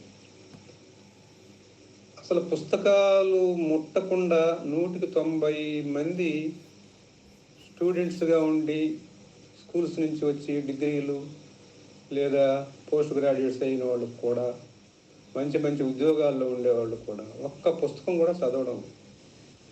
నేను కొరియాకి వెళితే వాళ్ళ దగ్గర, వాళ్ళ చేతుల్లో సెల్ ఫోన్ ఉంది, పుస్తకం ఉంది. ఒక సమాజము ఎదగాలంటే బుక్స్ చదవకుండా ఎట్లా ఎదగద్ది, ఎట్లా మంచి పౌరులు అవుతారు? అది ఎప్పుడు పౌరులు చదువుతారు? చిన్నప్పటి నుంచి అలవాటైతేనే కదా. పుస్తకాలు చదవడం అనేది చిన్నప్పటి నుంచి అలవాటై పుస్తకాల మీద ప్రేమ కలిగితే అసలు మొత్తం ప్రపంచం ఏదో కొత్తది అందులో ఉందని చెప్పి ఆసక్తి ఉంటుంది, పుస్తకాలు చదువుతుంటాం. 10 కోట్ల మంది తెలుగు ప్రజలు చదివేవాళ్ళు ఉంటే 1000 పుస్తకాలు వేస్తే 5 సంవత్సరాలు కూడా అమ్ముడుపోవడం లేదు. అవి మంచి పుస్తకాలు అయితే కూడా అంత దౌర్భాగ్య స్థితిలో ఉన్నాం. గొప్ప గొప్ప వృత్తుల్లో ఉండేవాళ్ళు కూడా ఆ వృత్తిలో వచ్చేటటువంటి కొత్త సంగతులు తెలుసుకోవడానికి కూడా ఇష్టపడ్డాం. అంటే కేవలం డిగ్రీల కోసమే చదువుతున్నారు. ఆ డిగ్రీకి వచ్చి ఉద్యోగం వచ్చిన తర్వాత ఇక ఏ పుస్తకం చదవరు, ఏ నైపుణ్యం కూడా సంపాదించుకోకపోతుంది. కాబట్టి పుస్తకాలు చదవకుండా ఈ సమాజం భారతదేశ సమాజం ముందుకు ఎడలేదు. ఇది ఎన్ని సంవత్సరాలైనా యుగాలైనా. అలాగే పుస్తకం చదవడానికి ఒక దృశ్యం చూడడానికి చాలా తేడా ఉంది. సినిమా లేదా మనం యూట్యూబ్లో చూసినప్పుడు ఏంటంటే అది ఒక దృశ్యం, అది వినోదంగా అసలు మనం ఏమి చూసామో కూడా మర్చిపోతాం. బుక్ అట్ట కాదు. పుస్తకం ఏంటంటే ఇద్దరి మధ్య ఉంటుంది, ఆ చదివే వ్యక్తి, ఆ పుస్తకం రాసిన వ్యక్తి, వీళ్ళిద్దరూ పరస్పరం అనుసంధానమైనట్టు ఉంటుందన్నమాట. కాబట్టి పుస్తకంలో ఉండే విషయం చాలా ఆనందంగా గ్రహిస్తారు. ఇప్పుడు సినిమా చూస్తాం, సినిమా నిజంగానే మంచి విషయాలు ఉంటాయి. అబ్బా ఇట్లా చేస్తే బాగుండని బయటకు వస్తాం, బయటకు రాగానే అసలు ఆ సినిమాలో ఉండే విషయం మర్చిపోతాం. కాబట్టి దృశ్యానికి బుక్కు చాలా తేడా ఉంది, అది కూడా మనం గమనించుకోవాలి. అలాగే పుస్తకాలు చదవడంలో నేను చేసిన ప్రయోగంలో ప్రధానమైంది క్లాసు లైబ్రరీ అంటే అదేం పెద్ద అలమారాలు ఏం అవసరం లేదు. ఒక చిన్న సంచి, దాంట్లో ఒక 40 పుస్తకాలు. అది ఉంటే ఏం జరుగుతుందనంటే ఖాళీ పీరియడ్లు చాలా వస్తాయి. ఆ ఖాళీ పీరియడ్లో తీసుకొని చదువుతారు, లేదా ఆ పిల్లల దగ్గర పుస్తకాలు తీసుకొని పోతారు. క్లాసులోనే ఉంది కాబట్టి లైబ్రరీకి వచ్చి తీసుకోవడం ఏమి ఉండదు. ఆ తర్వాత ఆ పుస్తకాలు మార్చవచ్చు. అంటే నేను వీధి లైబ్రరీలు కూడా పెట్టాను పిల్లల చేత. ఒక వీధిలో ఒక సంచిలో ఒక 40 పుస్తకాలు 30 పుస్తకాలు, ఒక నెల తర్వాత వాటిని మార్చుకునేది. ఇవి తప్ప పుస్తకాలు చదివించడానికి వేరే మార్గం ఏమీ లేదు. పిల్లలు అద్భుతంగా పుస్తకాలు కనుక ఇస్తే చదువుతారు. కానీ ఇంకొక దురదృష్టం ఏంటంటే ఇప్పుడు అసలు లాంగ్వేజ్ చదవలేని పరిస్థితికి వచ్చారు. 5వ తరగతికి వచ్చినా కానీ ఈ అంట చదువుతారు. మన వాళ్ళు టీచర్స్ తప్పులు లేకుండా రాయడం లేదు, తప్పులు రాస్తున్నారని బాధపడతారు. కానీ దానికి కారణం ఏంటంటే విపరీతంగా పుస్తకాలు చదివి ఆ చదవడంలో కూడా డ్రామాటిక్గా, అంటే చదివేటప్పుడే ఆ పాత్రల యొక్క స్వభావం లేదా ఆ పాత్రల యొక్క ఆ మనోభావాల్ని వ్యక్తీకరిస్తుంది. ఆ చదివేటప్పుడు భావయుక్తంగా చదవడం, భావయుక్తంగా చదివిన వాళ్ళు తప్పులు రాదు. ఎందుకనంటే ఆ కంఠంలో ఆ దీర్ఘము ఒత్తు కూడా పలుకుతుంది తెలియకుండా. కాబట్టి పుస్తకం అత్యంత ప్రధానమైనది ఏంటంటే పుస్తకములు చదవడం, కథలు చదవడం ద్వారానే మానవ సమాజము మంచి వైపు ప్రయాణం జరగద్ది. అది ఎప్పుడో మనిషి నిర్ణయించుకున్నాడు కాబట్టే ప్రతి కథ, ప్రతి సినిమా, ప్రతి నాటకం శుభం పలకదు. అంటే మంచి గెలిచి అంతమైపోద్ది, చెడు గెలిచి కాదు. ఎందుకు అట్లా నిర్దేశించుకున్నారు? సమాజంలో చాలా చెడులు ఉంటాయి, చెడు గెలుస్తూ ఉంటుంది. కానీ కథలో చెడు గెలవదు, కథలో చెడు ఓడిపోవాల్సింది. ఒకవేళ ఆ జన్మలో సాధ్యం కాకపోతే మరో జన్మలోనైనా చెడును ఓడించాల్సిందే. కాబట్టి కథా సాహిత్యంలో చాలా తాత్విక ధోరణి ఉంది, అది చిన్న విషయం కాదు. దయచేసి మన సైన్స్ కార్యకర్తలు శాస్త్రానికి, సైన్స్కి ఎంత ప్రాధాన్యం ఇస్తారో అట్నే కథా సాహిత్యానికి కూడా మనం ప్రాధాన్యం ఇచ్చి పిల్లల చేత కథ చదివించాలని కోరుకుంటున్నాను. నేను నిజంగానే పార్కిన్సన్ ఉంది, నాకు తర్వాత వీక్నెస్ ఉంది. అందుకని నేను స్పష్టంగా అన్ని విషయాలు చెప్పలేకపోయా. మీరు ప్రయత్నం చేస్తే కథల గురించి నిజంగానే చాలా విషయాలు చాలామంది రాస్తున్నారు, తెలుసుకోవచ్చు. అదేం చిన్న విషయం కాదు. అది దురదృష్టం ఏంటంటే దాన్ని కథా సాహిత్యం, పుస్తకాలు చదవడం చిన్న విషయంగా భావించారు. అది చాలా పెద్ద విషయం అని గ్రహించాలని కోరుకుంటున్నాను. ఓకే. మిత్రులారా, ఎవరైనా డౌట్స్ ఏమైనా ఉంటే అడగండి, లేదా మీరు ఏమైనా యాడ్ చేసేది ఉన్నా చెప్పొచ్చు మిత్రులు ఎవరైనా సరే. సార్ ఒక్క నిమిషం, నేను ఒక్క విషయం చెప్పదలుచుకున్నాను సార్. ఇప్పుడు గతంలో నెల్లూరు జిల్లాలో ఉండే జన విజ్ఞాన వేదిక నెల్లూరు పిల్లోళ్ళ కథలు అనే ఒక పుస్తకాన్ని ప్రచురించింది సార్. దాంట్లో కూడా ఆంధ్రజ్యోతి ఎంఎస్కో వాళ్ళ సౌజన్యంతో విఠప్ బాలసుబ్రహ్మణ్యం గారు ఆ కార్యక్రమాన్ని నిర్వహించారు. సివికే సార్ కూడా ఉన్నారు దాంట్లో. కాబట్టి ఆ రోజు ఈ నెల్లూరు పిల్లల కథలు పెట్టేటప్పుడు ఎంతమంది పిల్లలు పాల్గొంటారు ఈ యజ్ఞంలో అనేది తెలియదు. ఇప్పుడు సివికే సార్ చెప్తున్నారు పిల్లలు చదవకుండానే పెద్దోళ్ళు అయిపోయారు అని. దానికి ఒక అంటే దాన్ని రూపుమాపుతూ ప్రతి పిల్లవాడు పాల్గొనాలి ఈ కథల యజ్ఞంలో అన్నట్టుగా ఆ రోజు తీసుకుని వస్తే వేల కథలు వచ్చాయి. అసలు అన్ని వేల కథలు వస్తాయనే అంశం కూడా మాకు అసలు చాలా ఆశ్చర్యాన్ని కలిగించింది. ఆ వేల కథల్లోంచి కొన్ని కథలు తీసుకొని దాంట్లో నుంచి నెల్లూరు పిల్లల కథలని ఒక పుస్తకాన్ని తీసుకురావడం జరిగింది. ఈ సందర్భంగానే జన విజ్ఞాన వేదిక సమాజానికి కానీ ప్రపంచానికి కానీ తెలియజేసినటువంటి అంశం ఏంటంటే పిల్లల దగ్గర చాలా సామర్థ్యం ఉంది, చాలా నైపుణ్యం ఉంది, చాలా సృజనాత్మకత ఉంది. కానీ తీసుకురావడంలోనే దాన్ని వెలికి తీయడంలోనే మనం ఫెయిల్ అవుతున్నాం అనేటటువంటి అంశాన్ని సమాజానికి ఆ రోజు చాటి చెప్పింది. ఈవెన్ గవర్నమెంట్ కూడా దాన్ని తీసుకొని నిజంగానే ఇలా చెయ్యొచ్చా అనే దాన్ని ఆ రోజు గవర్నమెంట్ కూడా తర్వాత బాల సాహిత్యం అనే దాన్ని ఒకదాన్ని ప్రవేశపెట్టింది. కాబట్టి ఇంత చరిత్ర ఉన్నటువంటి జన విజ్ఞాన వేదిక ఇప్పుడు సివికే గారు చెప్పినట్టు మళ్ళీ కథలను బ్రతికించే విధంగా, పిల్లల కథల వైపు నడిచే విధంగా మళ్ళీ ఏదన్నా అలాంటి కార్యక్రమాన్ని మనం చేయగలమా అనే దాన్ని ఆలోచిస్తే బాగుంటుంది sir. Okay sir, thank you sir. Mohan గారు మాట్లాడతారు. రాజా శ్రీనివాస్ గారు, మోహన్ గారు మాట్లాడతారు.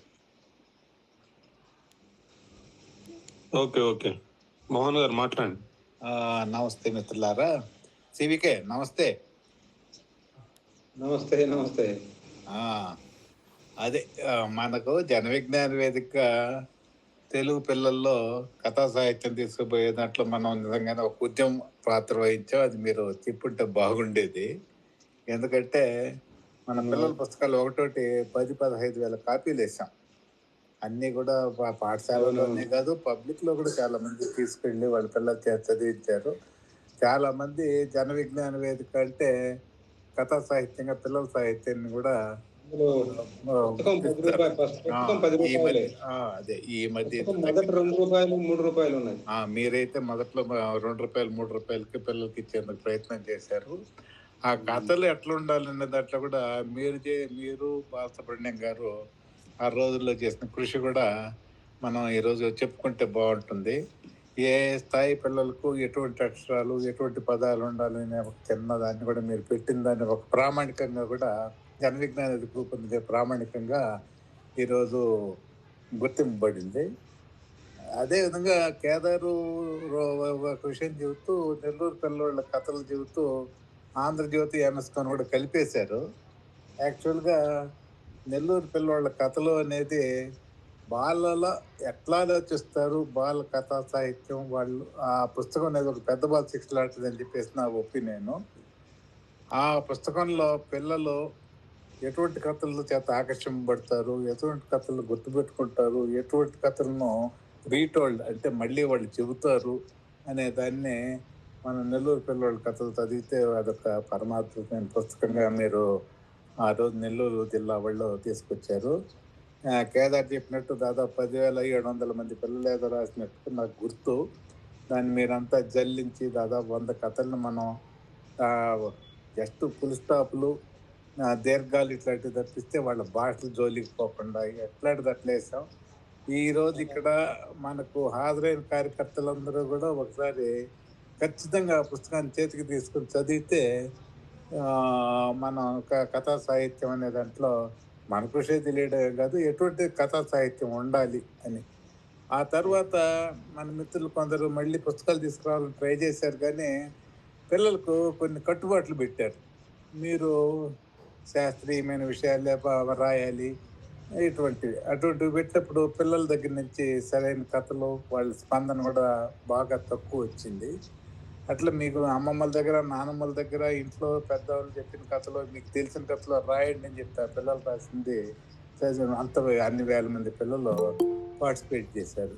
ఇది మనం తెలుసుకోవాల్సింది. పోతే కథా సాహిత్యంలో, పిల్లల సాహిత్యంలో మనం చందమామను ఒక ఆదర్శంగా తీసుకుంటాం. దాంట్లో మన జన విజ్ఞాన వేదికగా శాస్త్రీయము అనే వాటికి వ్యతిరేకమైన అంశాల్లో కనిపిస్తాయి. కానీ ఆ కథా సాహిత్యంలో, పిల్లల సాహిత్యంలో, పిల్లల మనసుల్లో అటువంటి సులభంగా ఈజీగా అర్థం చేసుకుని కొంత ముందుకు పోవడానికి కూడా పనికొస్తుంది. కాబట్టి ఎటువంటి రిస్ట్రిక్షన్స్ లేని ఒక కథ. చందమామలో దయ్యాలంటే చాలా పిరికిగా ఉంటాయి, మనుషుల చేత ఎప్పుడు ఓడించబడతాయి. అటువంటి కథల్లో వాళ్ళు తయారు చేసి రూపొందించారు. ఆ విధంగా పిల్లల్ని మోల్డ్ చేయడానికి కూడా చందమామ అనేది పెద్ద పాత్ర పోషించింది. ఈ రకమైన విషయాలను కూడా మన కార్యకర్తగా గమనించి కొంత పిల్లల చేత మళ్ళీ అటువంటి ఒక ప్రయత్నం చేయడానికి ఈ జిల్లాల్లో ఏదైనా అవకాశం ఉందా అనేది మీరందరూ మాట్లాడితే బాగుంటుందని నా ఉద్దేశం. నమస్తే.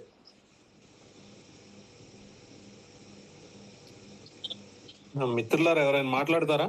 శ్రీనివాస్ గారు, నేను కొంత యాడ్ చేస్తాను. బాలల సాహిత్యంలో చాలా ప్రయోగాలు వాటన్నిటి గురించి మాట్లాడుకున్నాం. కానీ తెలుగులో బాలల సాహిత్యంలో మిస్సింగ్ లింక్ ఏంటంటే సైన్స్ ఫిక్షన్. సైన్స్ ఫిక్షన్ కథలు సైన్స్ వైపుకి నడిపించడంలో వాటికి పెద్ద పాత్ర, ఆకర్షింపజేయడంలో. అయితే వాటిని సృష్టించడం కూడా ఏం చిన్న పని కాదు. అది అన్సైంటిఫిక్గాను ఉండకూడదు, అంటే పూర్తి ఊహ కాకూడదు. అట్లా అని చెప్పి మొత్తం సైన్స్ కాకుండా కథను నడిపించాలి. కాబట్టి అది కష్టమైన ప్రక్రియ. అలాంటిది సైన్స్ తెలుగులో చేసినట్టుగా పెద్దగా ఏం లేవు. బహుశా సైన్స్ సంస్థగా, సైన్స్ ప్రచార సంస్థగా మనం అటువైపు కూడా కొంత ఆలోచించి అలాంటి కథలను ఏమైనా రప్పించి చేయడం లాంటిది ఏదైనా ఆలోచిస్తే ఒక మంచి ప్రయత్నంగా మిగులుతుంది అనేది నా ఆలోచన.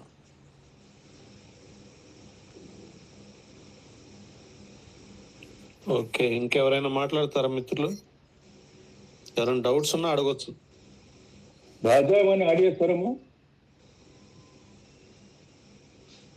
రాజా ఒకసారి మరి ఆయన రెస్పాండ్.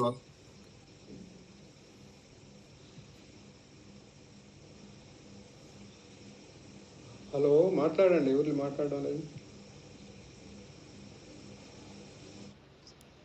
మిత్రులు ఇంకెవరైనా ఏదైనా క్వశ్చన్స్ అడగండి. ప్రశ్న అడిగితే జవాబు బాగా వస్తుంది.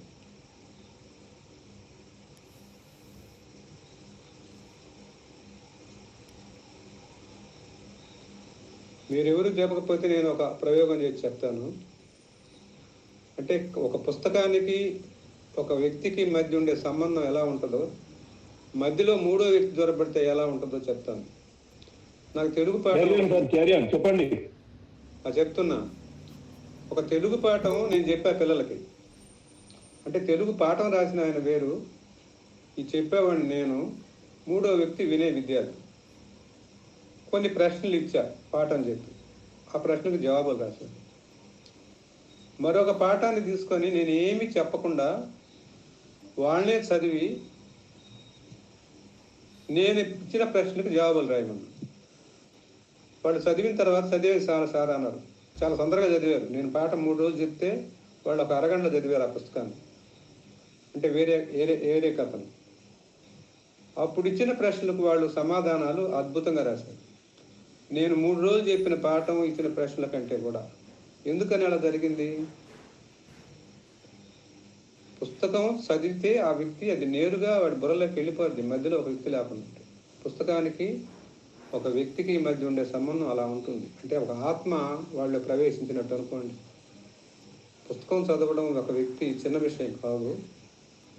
అప్పుడు నాకు అర్థమైంది అసలు తెలుగు పాఠాలు ప్రత్యేకంగా బోధించేది ఏంది. పుస్తకం ఇవ్వడం, వాళ్ళు చదువుకోవడం అంతే. బ్రహ్మాండంగా అర్థమవుతుంది. Okay sir. మిత్రులు ఇంకెవరైనా ఉన్నారా? లేదంటే నేను క్లోజ్ చేసుకున్నాం మీటింగ్.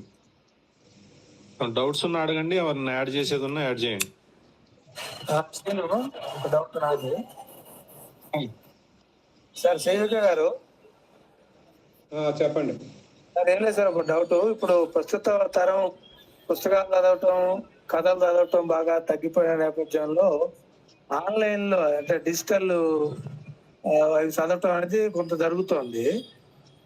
ఓవరాల్ గా నా ప్రశ్న, నేరుగా ఫిజికల్ పుస్తకాలు చదవడానికి, ఆన్లైన్ లో కథలు పుస్తకాలు చదవడానికి ఉన్నటువంటి వ్యత్యాసం, మరి ఇప్పుడున్న జనరేషన్ లో మనం ఎంత ఏటికి వ్యతిరేకం అవుతుంది ఫిజికల్ పుస్తకాలు చదివించే ప్రయత్నం.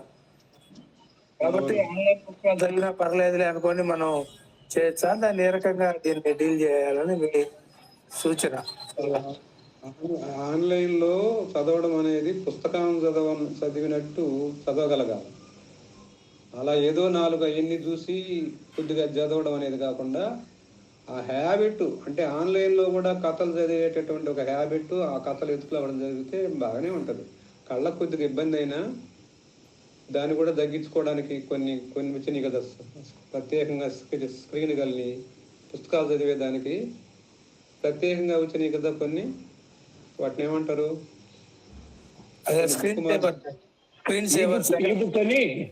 ఈ బుక్ అని వస్తుంది.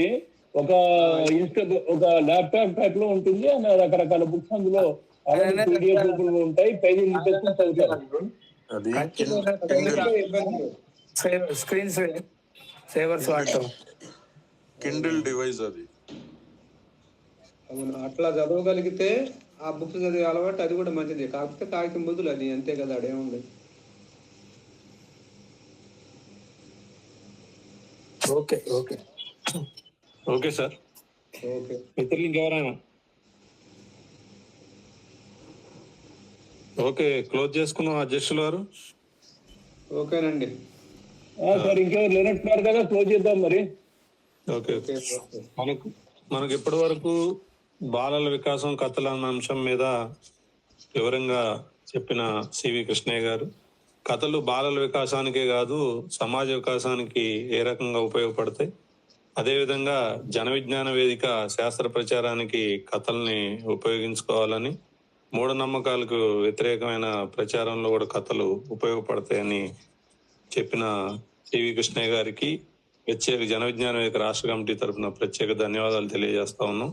అదేవిధంగా కొన్ని అంశాలు కథలకు సంబంధించి చదవడం, వినడం, రాయడం ఇటువంటి అంశాలను యాడ్ చేసిన కేదార్ గారికి ప్రత్యేక ధన్యవాదాలు. అదేవిధంగా ఇప్పటి వరకు ఈ ఆన్లైన్ మీటింగ్ లో పాల్గొన్న మన మిత్రులందరికీ ధన్యవాదాలు తెలియజేస్తూ, ప్రతి నెల 3వ శనివారం నిర్వహిస్తున్న ఈ కార్యక్రమాన్ని అందరూ భవిష్యత్తులో కూడా మరింత జయప్రదం చేయాలని కోరుతూ అందరికీ ధన్యవాదాలు తెలియజేస్తూ ముగిస్తున్నాం. Okay, good night to all.